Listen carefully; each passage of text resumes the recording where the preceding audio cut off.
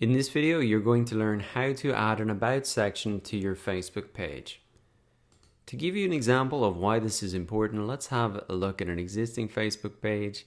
And you can see down here in the right hand side that there is an About section, which includes a map, an address, a phone number, and even the opening hours and the popular times.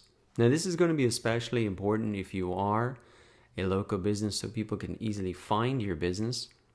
And if you want to add this, then come back to your Facebook page, click on the About section in the left hand sidebar, and you're going to see the option to add in this information here.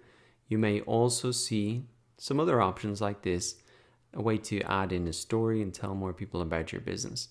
Now Facebook are always adding little features like this in, so if it appears slightly differently when you see it, don't worry. Now you can see here that you can edit the phone number, email, website. You can even add some other information there as well if you want.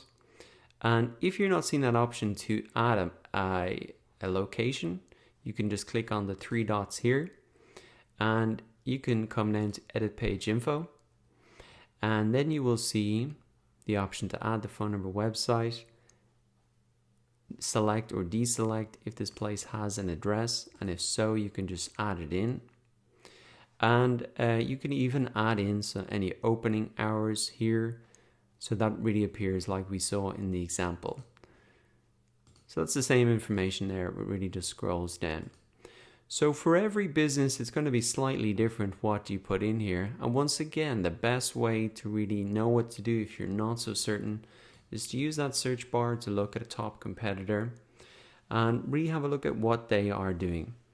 But it is another piece of prime real estate on your Facebook page, and it can really help drive traffic or sales because it's telling your customers exactly where to go.